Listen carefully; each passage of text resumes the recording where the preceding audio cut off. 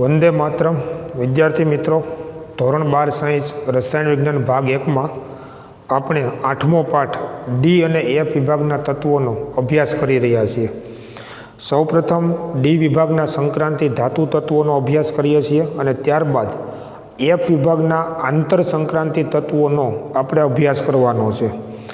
આ પાઠની અંદર ડી વિભાગના તત્વોના અભ્યાસમાં આપણે संक्रांति धातु तत्वों केटलाक महत्वना गुणधर्मों अथवा तेनी लाक्षणिकताओं विषे आपणे समझीए छीए। आ एवा बधा गुणधर्मों छे के जेनो आधार तत्वोनी इलेक्ट्रॉनीय रचना उपर जेनो आधार छे एवा प्रकारना आवर्तनीय गुणधर्मों विषे आपणे समझी रह्या छीए।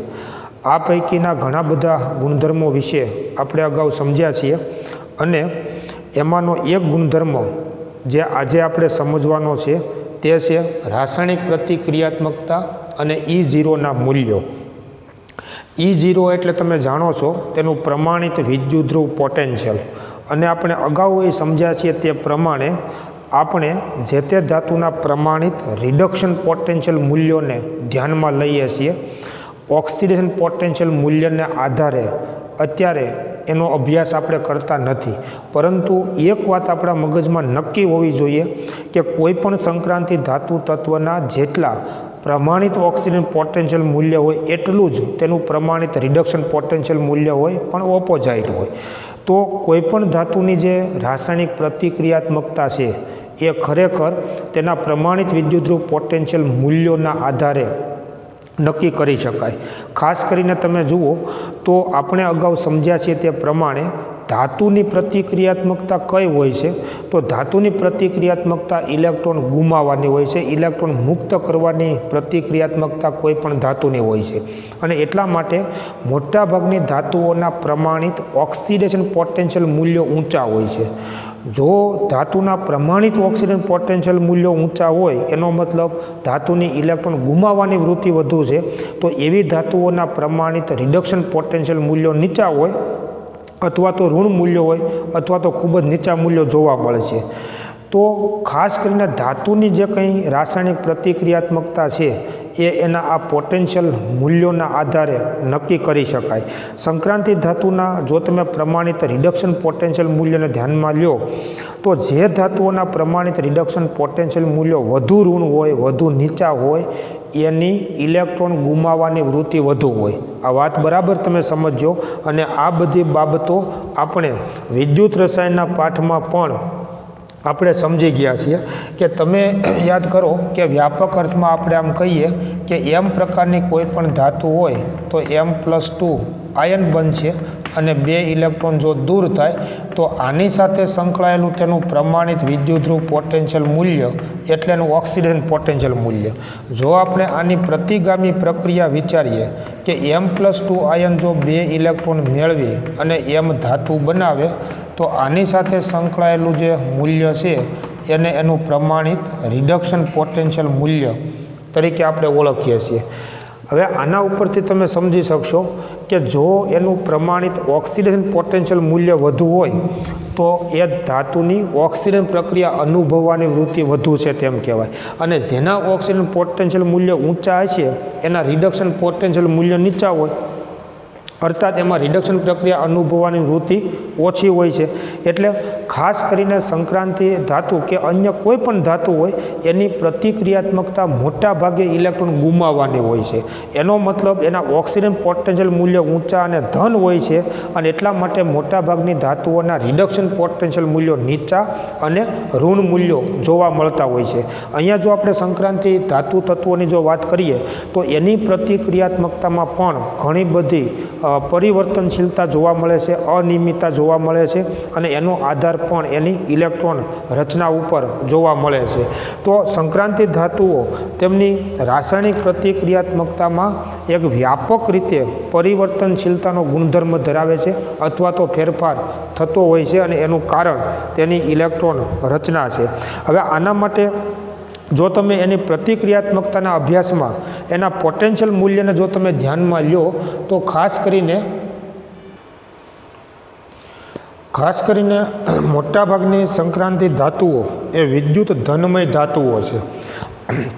અને વિદ્યુત ધનમય ધાતુઓ છે એનો મતલબ એની વૃત્તિ ઇલેક્ટ્રોન ગુમાવવાની છે. આપણે અગાઉ અભ્યાસ કર્યો તે પ્રમાણે મોટાભાગની સંક્રાંતિ ધાતુઓ એ વિદ્યુત ધનમય ધાતુ છે. પોતાની વૃત્તિ ઇલેક્ટ્રોન ગુમાવવાની છે, અર્થાત પોતાની વૃત્તિ ઓક્સિજન પ્રક્રિયા અનુભવવાની છે. અને એટલા માટે મોટાભાગની ધાતુઓ એ ખનિજ એસિડ સાથે પ્રક્રિયા કરી અને H2 વાયુ ઉત્પન્ન કરશે. કેટલીક ધાતુઓ ઉમદા ધાતુઓ તરીકે વર્તે છે. એનો મતલબ કે પોતે ધાતુ હોવા છતાં એ સાદા એસિડ સંયોજનો સાથે પ્રક્રિયા કરતા નથી, એમાં ઓગળતા નથી અને H2 વાયુ ઉત્પન્ન કરતા નથી. પણ સંક્રાંતિ ધાતુઓ પૈકી તમે જુઓ તો મોટાભાગની ધાતુઓ છે એ ખનિજ એસિડમાં ઓગળશે અને એસિડના H ધનાયનું રિડક્શન કરી અને H2 વાયુ છે એ ઉત્પન્ન કરે છે. દાખલા તરીકે તમે જુઓ કે M પ્રકારની કોઈ પણ સંક્રાંતિ ધાતુ હોય તો એ ખનિજ એસિડમાં ઓગળે છે, મતલબ એના H ધનાયનું તે રિડક્શન કરશે અને પોતાનું ઓક્સિડેશન થશે. એટલે કે આવા પ્રકારની પ્રક્રિયા કરી અને H2 વાયુ છે એ ઉત્પન્ન કરશે. મોટાભાગની સંક્રાંતિ ધાતુઓ એ વિદ્યુત ધનમય ધાતુઓ છે, મતલબ પોતાનું શું થશે, ઓક્સિડેશન થશે અને એટલા માટે ખનિજ એસિડમાં તે ઓગળે છે અને એસિડના H ધનાયનું રિડક્શન કરી અને H2 વાયુ છે એ ઉત્પન્ન કરે છે. કેટલીક સંક્રાંતિ ધાતુઓ આવી પ્રક્રિયા આપતું નથી. ધાતુ હોવા છતાં એ પોતે ઓક્સિડેશન પામતી નથી અને એસિડના H ધનાયનું રિડક્શન કરતી નથી, એટલે એને ઉમદા ધાતુઓ તરીકે ઓળખી શકાય, જે સાદા એસિડ સંયોજનોમાં ઓગળશે નહીં અને પ્રક્રિયા આપશે નહીં. યાદ કરો, આપણે સમજ્યા છીએ કે કોપર ધાતુ સિવાયની બાકીની તમામ ધાતુઓ જે છે એ આ પ્રકારની પ્રક્રિયા આપશે. કોપર ધાતુ જે છે એનું તમે યાદ કરો કે પ્રમાણિત રિડક્શન પોટેન્શિયલ મૂલ્ય ધન હતું, જેથી કરીને તેનું પ્રમાણિત ઓક્સિજન પોટેન્શિયલ મૂલ્ય ઋણ થશે, એટલે એની ઓક્સિજન પ્રક્રિયા અનુભવવાની વૃત્તિ નથી.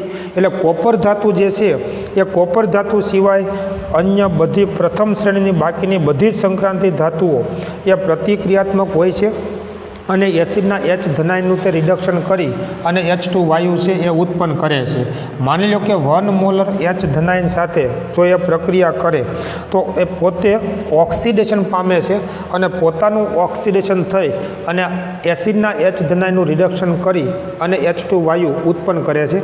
પરંતુ આવા પ્રકારની પ્રક્રિયા કોપર ધાતુ આપશે નહીં, જે આપણે અગાઉ ના અભ્યાસમાં આપણે સમજ્યા છીએ. તો કોપર ધાતુ સિવાયની બાકીની બધી જ, કેમ કે તમે યાદ કરો કે કોપર ધાતુનું એકનું જ પ્રમાણિત રિડક્શન પોટેન્શિયલ મૂલ્ય ધન છે અને એટલે એનું ઓક્સિડન પોટેન્શિયલ મૂલ્ય ઋણ થશે. બાકીની બધી જે સંક્રાંતિ ધાતુઓ છે એ બધી સંક્રાંતિ ધાતુઓના પ્રમાણિત રિડક્શન પોટેન્શિયલ મૂલ્યો ઋણ છે, એટલે એના ઓક્સિજન પોટેન્શિયલ મૂલ્યો ધન થશે, મતલબ પોતાની વૃત્તિ ઓક્સિજન પ્રક્રિયા અનુભવવાની છે અને તે એસિડમાં ઓગળશે અને એસિડના H ધનાયનનું રિડક્શન કરી અને H2 વાયુ છે એ ઉત્પન્ન કરશે. તો 1 મોલર H ધનાયન સાથે પ્રક્રિયા કરી અને કોપર સિવાયની બાકીની બધી જ ધાતુઓ જે છે એ એસિડમાં ઓગળશે અને H ધનાયનું રિડક્શન કરી અને H2 વાયુ ઉત્પન્ન કરે છે. ધાતુનું પોતાનું ઓક્સિડેશન થાય છે અને એસિડના H ધનાયનું રિડક્શન થાય છે, એટલે ખરેખર H ધનાયન અથવા એસિડને ઓક્સિડેશન કરતા તરીકે ઓળખવામાં આવે. તો મોટાભાગની સંક્રાંતિ ધાતુઓ આ પ્રકારના ઓક્સિડન કરતા એસિડ સાથે પ્રક્રિયા કરી અને H2 વાયુ છે એ ઉત્પન્ન કરે છે, એ કોપર સિવાય, કોપરને બાદ કરતાં. પરંતુ કોપરને બાદ કરતાં બાકીની બધી સંક્રાંતિ ધાતુ જો આ પ્રકારની પ્રક્રિયા આપતું હોય તો એમાંય નોંધવા જેવી બાબત એ છે કે એ બધી સંક્રાંતિ ધાતુઓમાં આ પ્રકારની પ્રક્રિયાનો વેગ પણ સરખો હોતો નથી.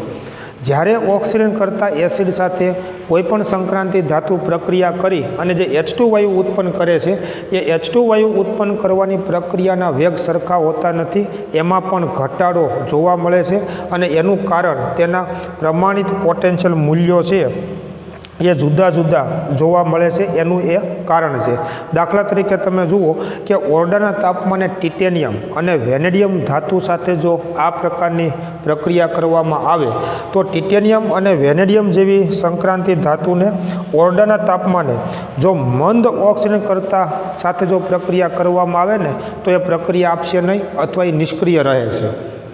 વિચારજો કે ટિટેનિયમ અને વેનેડિયમ જેવી સંક્રાંતિ ધાતુની ઓરડાના તાપમાને મંદ ઓક્સિજન કરતા એસિડ સાથે જો પ્રક્રિયા કરવામાં આવે તો વેનેડિયમ અને ટિટેનિયમ ધાતુ આ પ્રક્રિયા આપતું નથી, એ નિષ્ક્રિય રહે છે.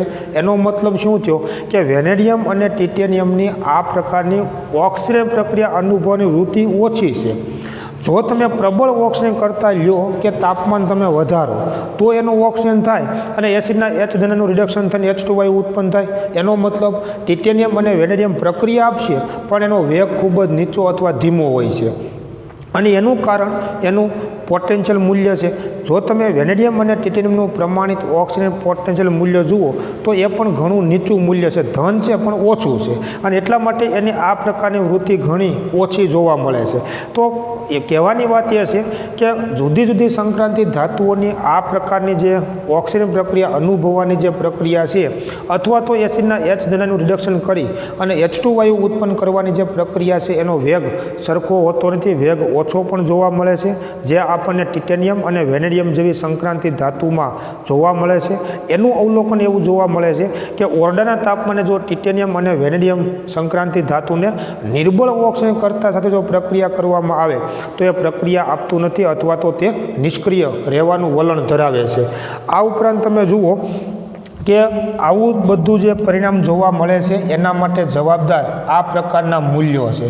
પ્રમાણિત રિડક્શન પોટેન્શિયલ મૂલ્યો અથવા તો પ્રમાણિત વિદ્યુતધ્રુવ પોટેન્શિયલના મૂલ્યો છે એ બધી સંક્રાંતિ ધાતુ માટે સરખા નથી અને એનો અભ્યાસ છે એ આપણે અગાઉના મુદ્દામાં પણ કરેલો છે. જો તમે જુઓ તો મેં તમને વાત કરી તે પ્રમાણે કોપરનું એકનું પ્રમાણિત રિડક્શન પોટેન્શિયલ મૂલ્ય ધન છે. બાકીની બધી જે સંક્રાંતિ ધાતુઓ છે પ્રથમ શ્રેણીની એ બધાના પ્રમાણિત રિડક્શન પોટેન્શિયલ મૂલ્યો ઋણ છે, પરંતુ જે ઋણ છે એમાંય સરખા નથી. કેટલીક સંક્રાંતિ ધાતુઓના પ્રમાણિત રિડક્શન પોટેન્શિયલ મૂલ્યો ઓછા ઋણ છે તો કેટલાકના વધુ ઋણ છે. વિચારજો કે ઋણ જો આ મૂલ્ય હશે તો ઓક્સિજન પોટેન્શિયલ મૂલ્ય ધન થશે અને એની આ પ્રક્રિયા થશે. તો જેમ વધુ ઋણ આ મૂલ્ય હશે એમ આ મૂલ્ય વધુ ધન હશે અને એમ આ પ્રક્રિયાનો વેગ વધારે હશે. આ મૂલ્યો જો ઓછા ઋણ હોય તો આ મૂલ્યો ઓછા ધન મૂલ્યો થશે અને તો આ પ્રક્રિયાનો વેગ છે એ ઓછો હોય. એટલે કોપર એક જે છે સંક્રાંતિ ધાતુ કે જેનું પ્રમાણિત રિડક્શન પોટેન્શિયલ મૂલ્ય ધન છે, પરંતુ બાકીની બધી સંક્રાંતિ ધાતુના પ્રમાણિત રિડક્શન પોટેન્શિયલ મૂલ્યો ઋણ છે પણ ઋણે સરખા નથી. કેટલાકના ઓછા ઋણ મૂલ્યો હોય છે અને કેટલાકના વધુ ઋણ મૂલ્યો જોવા મળે છે. જે સંક્રાંતિ ધાતુના પ્રમાણિત રિડક્શન પોટેન્શિયલ મૂલ્યો ઓછા ઋણ છે એનું કારણ એની પ્રથમ અને દ્વિતીય આયનીકરણ એન્થાલ્પીના સરવાળામાં થતો વધારો છે. યાદ કરો આપણે અગાઉના મુદ્દામાં પણ આની ચર્ચા કરેલી હતી કે જે સંક્રાંતિ ધાતુના પ્રમાણિત રિડક્શન પોટેન્શિયલ મૂલ્યો ઓછા ઋણ છે એનું કારણ શું છે તો એનું સામાન્ય વલણ પ્રથમ અને દ્વિતીય આયનીકરણ એન્થાલ્પીમાં થતા વધારા સાથેનું એનું કારણ છે કે એની તમે જો પ્રથમ અને દ્વિતીય આયનીકરણ એન્થાલ્પીનો સરવાળો જુઓ તો એ વધે છે અને એના કારણે એ સંક્રાંતિ ધાતુના પ્રમાણિત રિડક્શન પોટેન્શિયલ મૂલ્યો છે એ ઓછા ઋણ જોવા મળે છે. ખાસ કરીને તમે યાદ કરો કે મેંગેનીઝ ધાતુ હોય, નિકલ ધાતુ હોય કે ઝિંક ધાતુ હોય તો આ ત્રણ એવી ધાતુ છે કે જેના પ્રમાણિત રિડક્શન પોટેન્શિયલ મૂલ્યો વધુ ઋણ છે. અને એનું કારણ આપણે સમજ્યા હતા. મેંગેનીઝ, નિકલ અને ઝિંક ધાતુના આ પ્રકારના પ્રમાણિત રિડક્શન પોટેન્શિયલ મૂલ્યો વધુ ઋણ હોવાનું કારણ શું છે તો મેંગેનીઝ ધાતુ માટે જો તમે તપાસો તો Mn+2ની તમે ઇલેક્ટ્રોન રચના તમે લખો તો Mn+2ની જે ઇલેક્ટ્રોન રચના છે એમાં તમે યાદ કરો 3d5 છે અને ઝિંક+2ની તમે જો ઇલેક્ટ્રોન રચના તમે લખશો તો ઝિંક+2ની ઇલેક્ટ્રોન રચનામાં પૂર્ણ ભરાયેલી 3d10 કક્ષક છે. તો આ બંને ઇલેક્ટ્રોન રચના વધુ સ્થાયી છે અને એટલા માટે આનું રિડક્શન કરવું મુશ્કેલ છે. આમાંથી જો રિડક્શન થાય, આ બે ઇલેક્ટ્રોન મેળવે તો મેંગેનીઝ બને, અને આ જો 2 ઇલેક્ટ્રોન મેળવે તો ઝીંક બનશે. પણ આમાં ખાસ એવી સરળતા હોતી નથી, કારણ કે મેંગેનીઝ +2 3d5 અર્ધપૂર્ણ ભરાયેલી કક્ષક છે, અને Zn+2 3d10 પૂર્ણ ભરાયેલી કક્ષક છે, જે વધુ સ્થાયી ઇલેક્ટ્રોન રચના છે, અને એટલા માટે આ પ્રક્રિયાની સરળતા ઓછી હોય, અથવા તો એના રિડક્શન પોટેન્શિયલ મૂલ્યો ઘણા નીચા હોય, અથવા તો વધુ ઋણ હોય. તો મેંગેનીઝ અને ઝીંકનું પ્રમાણિત રિડક્શન પોટેન્શિયલ મૂલ્ય વધુ ઋણ છે. એનું કારણ Mn+2 3d5 ઇલેક્ટ્રોન રચના અને Zn+2 3d10 ઇલેક્ટ્રોન રચના એના માટે જવાબદાર છે. નિકલ ધાતુ જે છે એનું પ્રમાણિત રિડક્શન પોટેન્શિયલ મૂલ્ય વધુ ઋણ છે. એનું કારણ એની ઊંચી જલીયકરણ એન્થાલ્પીનું મૂલ્ય છે. જો તમે નિકલની જલીયકરણ એન્થાલ્પીનું મૂલ્ય તમે જુઓ તો એ વધુ ઋણ મૂલ્ય છે. હેતુલક્ષી માટે ખાસ અને ખાસ યાદ રાખવાનું કે જે સંક્રાંતિ ધાતુના પ્રમાણિત રિડક્શન પોટેન્શિયલ મૂલ્યો ઓછા ઋણ છે, એનું કારણ પ્રથમ અને દ્વિતીય આયનીકરણ એન્થાલ્પીના સરવાળામાં થતા વધારાનું વલણ છે, એટલે એના ઓછા ઋણ મૂલ્ય જોવા મળે છે. મેંગેનીઝ, નિકલ અને ઝીંક ધાતુ છે એના પ્રમાણિત રિડક્શન પોટેન્શિયલ મૂલ્યો વધુ ઋણ છે. એનું કારણ તો મેંગેનીઝ માટે Mn+2 3d5 ઇલેક્ટ્રોન રચના અને Zn+2 3d10 ઇલેક્ટ્રોન રચના એ એના માટે જવાબદાર છે. જ્યારે નિકલ ધાતુનું પ્રમાણિત વિદ્યુતરૂપ પોટેન્શિયલનું મૂલ્ય વધુ ઋણ છે. એનું કારણ એની ઊંચી ઋણ જલીયકરણ એન્થાલ્પી એ એના માટેનું જવાબદાર કારણ છે. તો આવી રીતે આ પ્રકારનો અભ્યાસ તમે યાદ કરો મિત્રો, કે આપણે અગાઉ સમજ્યા હતા. બીજા આપણે પોટેન્શિયલ મૂલ્યો આ પણ સમજ્યા હતા કે આવી પ્રક્રિયા સાથેના પોટેન્શિયલ મૂલ્યો આપણે સમજ્યા હતા. દાખલા તરીકે M+3 એક ઇલેક્ટ્રોન મેળવશે તો M+2 આયન બનશે, અને આ પ્રક્રિયા સાથે સંકળાયેલું પ્રમાણિત વિદ્યુતરૂપ પોટેન્શિયલ મૂલ્ય એટલે આવા પ્રકારનું રિડક્શન પોટેન્શિયલ મૂલ્ય. યાદ કરો કે આ પ્રકારના જે પ્રમાણિત રિડક્શન પોટેન્શિયલ મૂલ્યો છે એમાં પણ ઘણી બધી વિવિધતા અને પરિવર્તનશીલતા છે એ જોવા મળે છે, અને એનો સંપૂર્ણ આધાર છે એ એની ઇલેક્ટ્રોન રચના ઉપર આધાર છે. મેં તમને ત્યારે સમજાવ્યું હતું કે આની ઇલેક્ટ્રોન રચનામાં જો વધુ સ્થાયીતા હશે તો આ પ્રક્રિયા મુશ્કેલ હશે, અને તો આ મૂલ્ય નીચું હોય. માનો કે આના કરતાં આ આયનની ઇલેક્ટ્રોન રચના જો વધુ સ્થાયી હશે તો આ પ્રક્રિયા વધુ સરળ હોય, અને તો આ મૂલ્ય ઊંચું હોય. આવું આપણે ઘણા બધા આયનો માટે જોયું હતું. અને એટલે કઈ દિશાની સરળતા છે, દાખલા તરીકે તમે સમજો કે જો આ દિશાની સરળતા હોય તો આનું રિડક્શન થાય, અને જો આનું રિડક્શન થાય તો આને ઓક્સિડેશન કરતા કહેવાય. માનો કે આમાં વધુ સ્થાયીતા હોય, આમાં સ્થાયીતા ઓછી હોય, તો પ્રક્રિયા આ દિશામાં સરળતાથી થશે, અને તો આનું ઓક્સિડેશન થાય છે તેમ કહેવાય. અને તો આનું જો ઓક્સિડેશન થતું હોય તો આ પ્રબળ રિડક્શન કરતા છે તેમ કહી શકાય. એટલે કેટલાક આવા પ્રકારના આયનો કે આવા પ્રકારના આયનો છે એ આ અનુસાર ઓક્સિડેશન કરતા અથવા તો રિડક્શન કરતા તરીકે વર્તન કરતા હોય. દાખલા તરીકે તમે જુઓ કે મેંગેનીઝ +3 અને કોબાલ્ટ +3 આ જે આયનો છે કે મેંગેનીઝ +3 આયન, Mn+3 અને કોબાલ્ટ +3 આ બંને આયનો છે ને એ પ્રબળ ઓક્સિડેશન કરતા તરીકે વર્તે છે. અહીંયા આગળ મેંગેનીઝ +3 આયન અને કોબાલ્ટ +3 આયનો એ પ્રબળ ઓક્સિડેશન કરતા તરીકે વર્તે છે. એનો મતલબ આનું રિડક્શન સરળતાથી થવું જોઈએ. હવે શું કામ થાય છે એના માટે તેની ઇલેક્ટ્રોન રચના તમે જુઓ તો મેંગેનીઝ +3ની તમે ઇલેક્ટ્રોન રચના તમે લખો તો મેંગેનીઝ +3ની જો આપણે ઇલેક્ટ્રોન મૂળ રચના લખીએ પહેલાં તો 18 ને 2 20 ને 5 25 3 ઇલેક્ટ્રોન ગુમાવે તો 2 4sમાંથી જશે, 1 અહીંથી જશે, 3d4 થાય. વિચારો કે મેંગેનીઝ +3ની ઇલેક્ટ્રોન રચના 3d4 છે. જો આ એક ઇલેક્ટ્રોન મેળવે અને Mn+2 થાય તો આની ઇલેક્ટ્રોન રચના શું થશે તો કે 3d5 4s0. તો તમે સરળતાથી કહી શકશો કે આના કરતાં આ ઇલેક્ટ્રોન રચના વધુ સ્થાયી છે. અને એટલા માટે આ દિશાની સરળતા વધુ હોય તો પછી આ મૂલ્ય ઊંચું હોય અને એટલા માટે Mn+3 આયન છે એનું સરળતાથી રિડક્શન થાય છે અને એટલે એ પ્રબળ ઓક્સિડેશન કરતા છે. તમે કોબાલ્ટ+3ની ઇલેક્ટ્રોન રચના લખો તો કોબાલ્ટનો પરમાણુ ક્રમાંક 27 છે. નિયમ પ્રમાણે તમે જો ઇલેક્ટ્રોન રચના લખશો તો 18 ને 2 20 ને 7 27. હવે 3 ઇલેક્ટ્રોન જો ગુમાવે તો 2 4sમાંથી જશે અને એક 3dમાંથી તો 3d6 થાય. તો કોબાલ્ટ+3ની ઇલેક્ટ્રોન રચના 3d6 છે. જો આ એક ઇલેક્ટ્રોન મેળવે તો કોબાલ્ટ+2 બનશે અને કોબાલ્ટ+2 જો બને તો એની ઇલેક્ટ્રોન રચના તમે જુઓ તો 18 ને 2 20 ને 7 27 આવી ઇલેક્ટ્રોન રચના છે. તો અહીંયા આગળ તમે જુઓ કે અહીંયા આગળ કોબાલ્ટ+3 જે છે તો 18 ને 2 20 ને 7 27 3 ઇલેક્ટ્રોન ગુમાવે તો 3dમાં 6 ઇલેક્ટ્રોન વધશે. કોબાલ્ટ+2 જે છે એની તમે ઇલેક્ટ્રોન રચના જુઓ તો 3dમાં કુલ 7 ઇલેક્ટ્રોન છે. હવે અહીંયા આગળ કોબાલ્ટ+3 જે છે એના કરતાં કોબાલ્ટ+2ની સ્થાયીતા વધુ કહેવાય અને આની સ્થાયીતા વધુ હોવાનું કારણ શું તો કે 3dમાં જે 6 ઇલેક્ટ્રોન છે તો આમાં તમે યાદ કરો કે યુગ્મિત ઇલેક્ટ્રોનની જે યુગ્મો જે છે એ 4 યુગ્મ જોવા મળશે એક યુગ્મ જોવા મળશે અને એમાં બીજા 4 અયુગ્મિત ઇલેક્ટ્રોન હશે.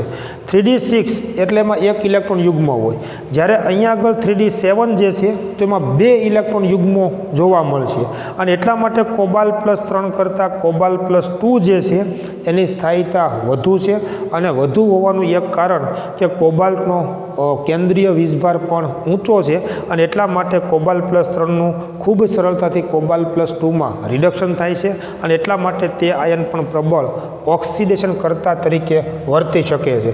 તો આ બંને આયનો પ્રબળ ઓક્સિડેશન કરતા તરીકે વર્તે છે એનું કારણ તેની ઇલેક્ટ્રોન રચના એના માટે જવાબદાર છે. ખાસ અને ખાસ તમે વિચારજો કે માની લો કે 3dમાંથી આ એક ઇલેક્ટ્રોન જો ગુમાવે તો 3d5 થાય એ તમે સમજી શકશો, પણ ગુમાવવો મુશ્કેલ છે કારણ કે 3 ઇલેક્ટ્રોન ગુમાવ્યા પછી આ ચોથો ઇલેક્ટ્રોન ગુમાવવો એની ચતુર્થ આયનીકરણ એન્થાલ્પીનું મૂલ્ય ખૂબ ઊંચું હોય, તમે યાદ કરો તો એ ગુમાવવો મુશ્કેલ છે. એના કરતાં જો એક ઇલેક્ટ્રોન મેળવશે તો 3dમાં 7 ઇલેક્ટ્રોન થશે. યુગ્મિત ઇલેક્ટ્રોનની યુગ્મો જે છે એ 2 યુગ્મો જોવા મળશે અને એના કારણે તેની સ્થાયીતા છે એમાં વધારો થશે અને એટલા માટે કોબાલ્ટ+3 કરતાં કોબાલ્ટ+2 જે છે એની સ્થાયીતા વધુ થશે અને વધુ હોવાના કારણે આ પ્રક્રિયા વધુ સરળતાથી થશે.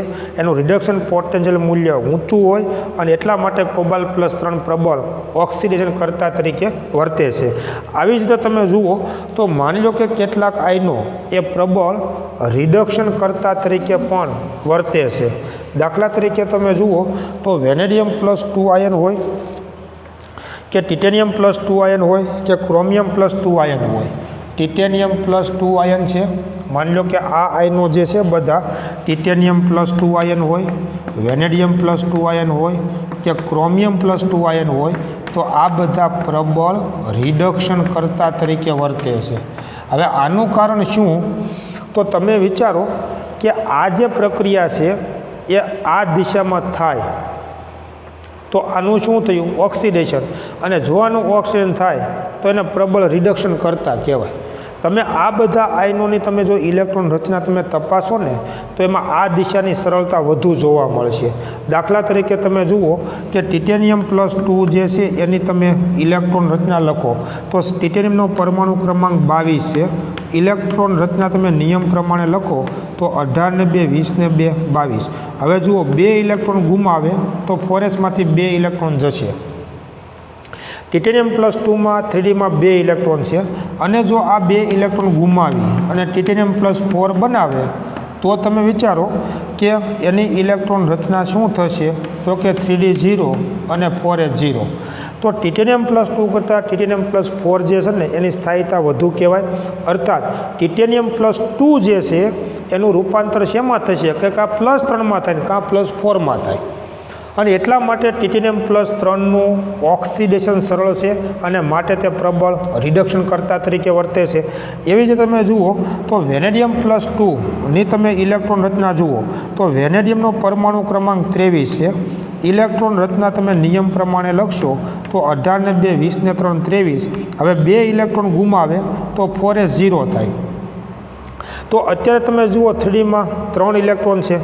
જો આ હજુ એક વધુ ઇલેક્ટ્રોન ગુમાવે તો વેનેડિયમ +3 થશે અને એની ઇલેક્ટ્રોન રચના તમે જુઓ તો 18 ને 2 20 એટલે ટૂંકમાં એક વધુ ગુમાવે તો 3Dમાં કેટલા થશે? 2 ઇલેક્ટ્રોન થાય. તો ખરેખર તમે જુઓ તો વેનેડિયમ જે છે વેનેડિયમ +2 એની 3D કક્ષકમાં 3 ઇલેક્ટ્રોન છે અને વેનેડિયમ +3 જો બને તો 3D કક્ષકમાં 2 ઇલેક્ટ્રોન થાય. તો ખરેખર આ બેની તમે જો સરખામણી કરતા હો તો આના કરતાં આની સ્થાયીતા વધુ છે.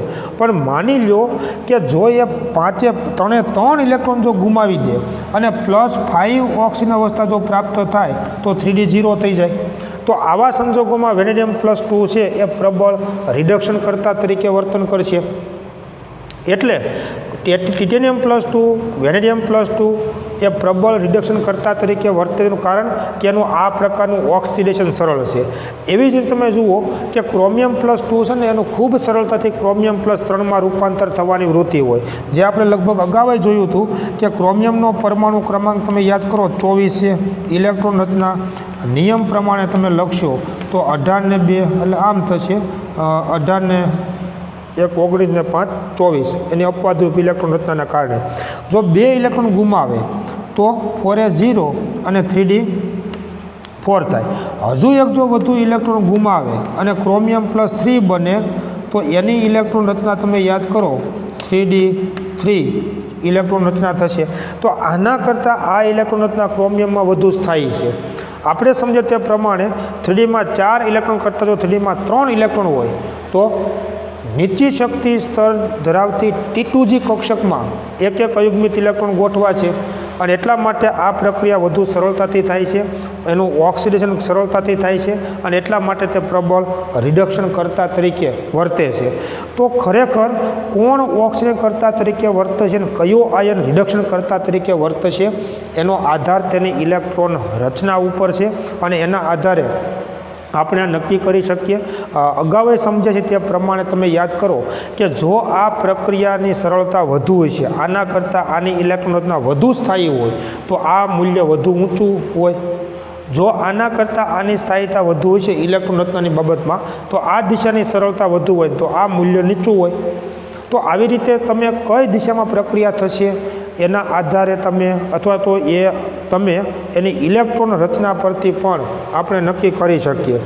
આના ઉપર આધારિત તમે જુઓ કે આપણી બુકમાં કોયડો 8.6 પૂછવામાં આવ્યો છે કે સંક્રાંતિ ધાતુઓની પ્રથમ હરોળ માટે E0ના મૂલ્યો આપેલા છે. ઉપરના મૂલ્યોમાં અનિયમિતતાને સમજાવો. તો આપણે અત્યાર સુધીના અભ્યાસમાં તમે યાદ કરો કે આપણે આ પ્રકારની અનિયમિતતા સમજ્યા છીએ. જેમાં એને સમજાવ્યું તમે જુઓ કે E0 M+2 એમના મૂલ્યો નિયમિત નથી, જેને આયનીકરણ એન્થાલ્પીમાં અનિયમિત પરિવર્તન અને ઉર્ધ્વપાતન એન્થાલ્પી મતલબ પરમાણ્વીયકરણ એન્થાલ્પી કે જે મેંગેનીઝ અને વેનેડિયમ માટે સાપેક્ષીય રીતે ઘણી ઓછી હોય છે તેના દ્વારા સમજાવી શકાય છે.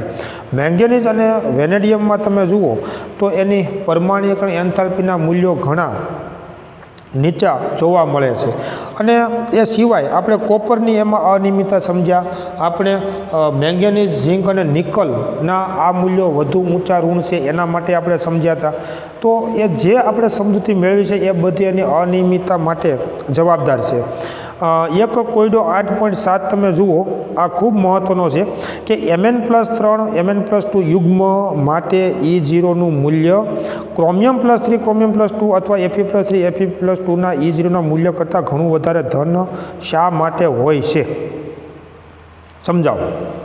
હવે મેંગેનીઝની આ પ્રકારની પ્રક્રિયા અને ક્રોમિયમની આ પ્રકારની પ્રક્રિયા, એક મિનિટ, ક્રોમિયમની મારે આ પ્રક્રિયા લખવી પડશે. પછી એક આપ્યું છે Fe પ્રક્રિયા.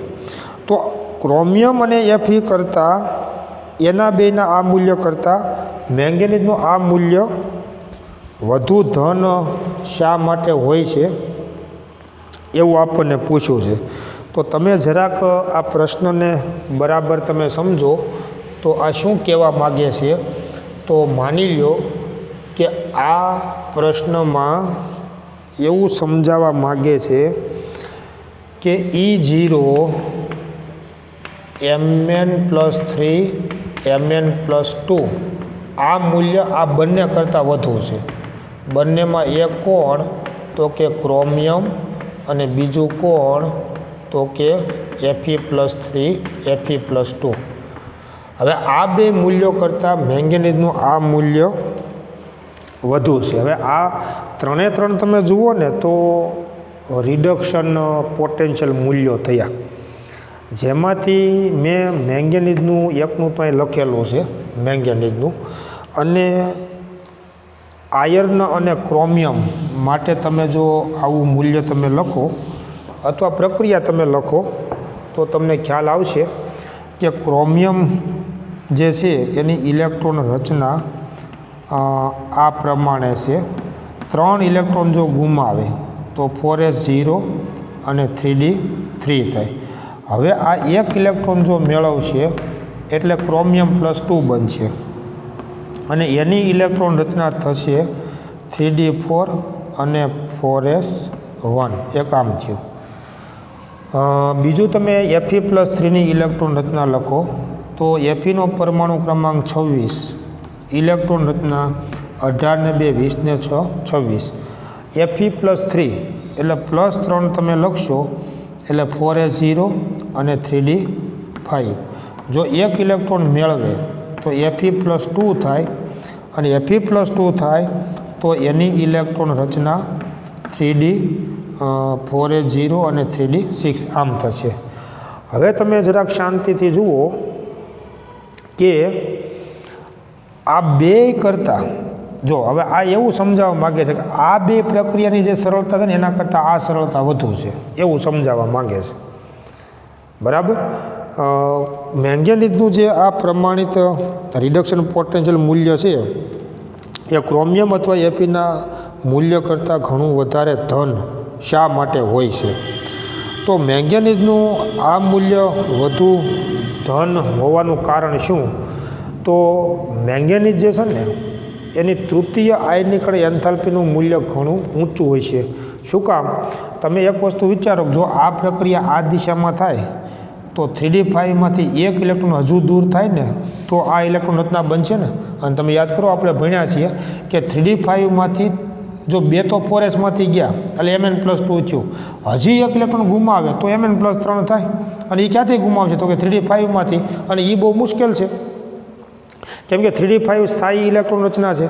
એનો મતલબ એવો થયો કે આના કરતાં એટલે શું છે કે મેંગેનીઝની તૃતીય આયનીકરણ એન્થાલ્પીનું મૂલ્ય ખૂબ જ ઊંચું છે અને એટલા માટે 3d5 ઇલેક્ટ્રોન રચના વધુ સ્થાયી છે. અને જો આ ઇલેક્ટ્રોન રચના વધુ સ્થાયી હોય તો આ દિશાની પ્રક્રિયાની સરળતા ખૂબ જ વધારે હોય અને એટલા માટે તેનું પ્રમાણિત રિડક્શન પોટેન્શિયલ મૂલ્ય આ બંને કરતાં વધુ છે. હવે આના કરતાં વધુ હોય તો સ્વાભાવિક છે કેમ કે આના કરતાં તો આમાં સ્થાયીતા ઓછી છે. આમાં 3d3 છે અને આમાં 3d4 છે. એ તો આપણે અગાઉ કીધું કે ક્રોમિયમ+2 કરતાં ક્રોમિયમ+3ની સ્થાયીતા વધુ હોય કેમ કે 3dમાં 3 ઇલેક્ટ્રોન જે છે એ નીચી શક્તિ અવસ્થા T2g કક્ષકમાં ગોઠવા છે. એટલે આના કરતાં આનું વધુ હોય તો સીધીને સ્વાભાવિક વાત છે. પરંતુ Fe+3 અને Fe+2 તમે જુઓ તો Fe+3 જે છે એમાં 3d5 છે અને Fe+2માં 3d6 છે. તો તમે વિચારી શકશો કે આ જે છે 3d5 એ વધુ સ્થાયી રચના છે. આના કરતાં આ રચના વધુ સ્થાયી છે.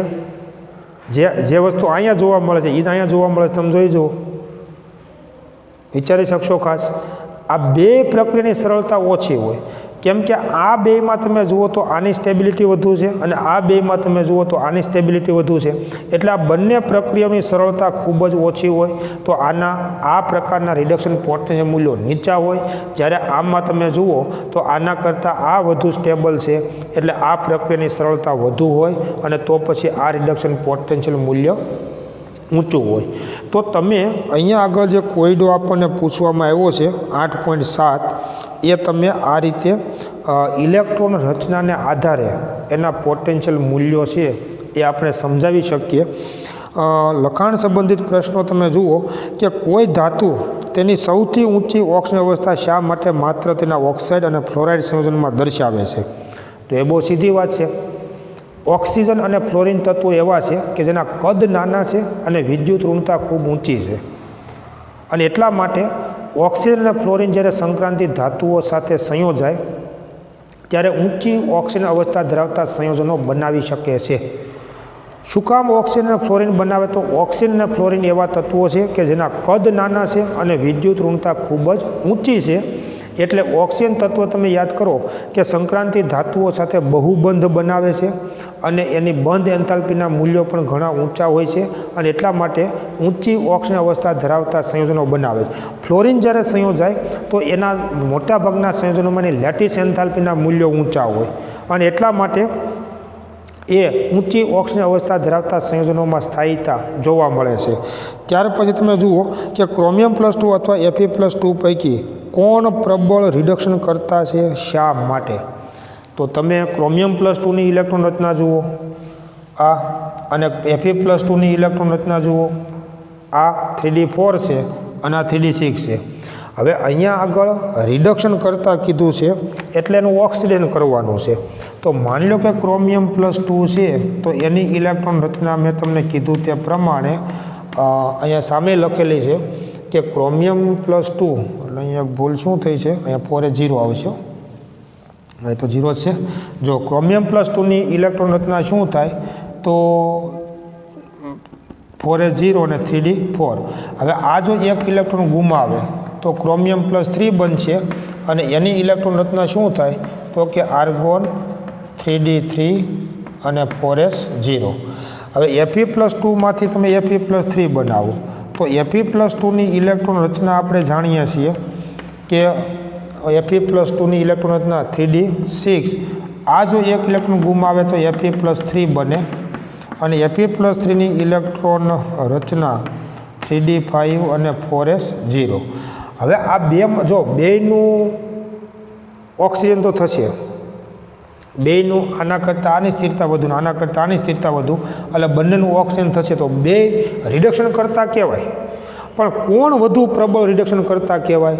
તો આ બેમાંથી કોની ઇલેક્ટ્રોન રચના વધુ સ્થાયી છે એને જોવું પડે. અને ખાસ યાદ રાખજો તમે કે બંને આયનો રિડક્શન કરતા તો છે જ, કેમ કે બંનેનું ઓક્સિજન સરળ છે. આના કરતાં આ ઇલેક્ટ્રોન રચના વધુ સ્થાયી છે, આના કરતાં આ ઇલેક્ટ્રોન રચના વધુ સ્થાયી છે, તો બંને રિડક્શન કરતા તો છે જ, પરંતુ બેમાંથી કોણ પ્રબળ રિડક્શન કરતા કહેવાય, અથવા આ બેમાંથી કોની વધુ સરળતા છે? તો આના કરતાં આની જો સ્થાયીતા વધુ, અથવા આ બેમાંથી જેની સ્થાયીતા વધુ છે ને એ રિડક્શન વધુ સરળ હોય, અને એ પ્રબળ રિડક્શન કરતા કહેવાય. જલીય દ્રાવણમાં Fe+3 આયન અને જલીય દ્રાવણમાં ક્રોમિયમ+3 આયન તમે જુઓ તો ક્રિસ્ટલ ફિલ્ડ થિયરી સિદ્ધાંત અનુસાર 3d5 કરતાં 3d3ની સ્ટેબિલિટી વધુ હોય. કારણ શું કે 3d3 એટલે તમે યાદ કરો 3 જ અયુગ્મિત ઇલેક્ટ્રોન છે, અને તે નીચી શક્તિ અવસ્થા T2g કક્ષકમાં ગોઠવા છે, ઊંચી શક્તિ અવસ્થા EG કક્ષક ખાલી છે. જ્યારે જો ડી કક્ષકમાં 5 ઇલેક્ટ્રોન હોય તો T2g અને EG બંને કક્ષકમાં ઇલેક્ટ્રોન ગોઠવાયેલા હોય. એટલે ખાસ સમજવાનું છે કે જ્યારે આ પ્રકારની તમે જો વાત કરતા હો તો જલીય દ્રાવણમાં Fe+3 જે છે એની 3d5 ઇલેક્ટ્રોન રચના કરતાં ક્રોમિયમ+3ની 3d3 ઇલેક્ટ્રોન રચના વધુ સ્થાયી હોય છે, અને એટલા માટે Fe+2 કરતાં ક્રોમિયમ+2 છે ને વધુ પ્રબળ રિડક્શન કરતા કહેવાય. હેતુલક્ષી માટે ખાસ યાદ રાખવાનું કે Fe+2 કરતાં ક્રોમિયમ+2 વધુ પ્રબળ રિડક્શન કરતા છે, જેનું કારણ અહીંયા મેં તમને સમજાવ્યું તે પ્રમાણે છે કે જલીય દ્રાવણમાં Fe+3ની 3d5 ઇલેક્ટ્રોન રચના કરતાં ક્રોમિયમ+3ની 3d3 ઇલેક્ટ્રોન રચના વધુ સ્થાયી છે. એનું કારણ તમે વિચારી શકો છો કે જો 3dમાં 3 જ ઇલેક્ટ્રોન હોય તો નીચી શક્તિ ધરાવતી T2g કક્ષકમાં 3 ઇલેક્ટ્રોન હોય છે, અને 2 ઊંચી શક્તિ ધરાવતી EG કક્ષક ખાલી હોય. દાખલા તરીકે આપણે જે શક્તિ સ્તરોને જે સમજ્યા હતા કે નીચી શક્તિ ધરાવતી 3 T2g કક્ષક અને ઊંચી શક્તિ ધરાવતી 2 EG કક્ષક. જો 3dમાં 3 ઇલેક્ટ્રોન હોય તો આ T2g કક્ષકમાં જ ઇલેક્ટ્રોન ગોઠવાયેલો હોય છે. જ્યારે 3dમાં 5 ઇલેક્ટ્રોન હોય તો 3 આમાં હશે ને 2 આમાં, તો કુલ 5 ઇલેક્ટ્રોન થયા. એટલે એવા સંજોગોમાં તમે જુઓ કે 3D5 કરતાં 3D3ની સ્ટેબિલિટી વધુ હોય છે અને એટલા માટે ક્રોમિયમ+2 એ Fe+2 કરતાં વધુ પ્રબળ રિડક્શન કરતા છે અથવા આના કરતાં આ પ્રક્રિયા વધુ સરળતાથી થશે તો એ વધુ પ્રબળ રિડક્શન કરતાં કહી શકાય.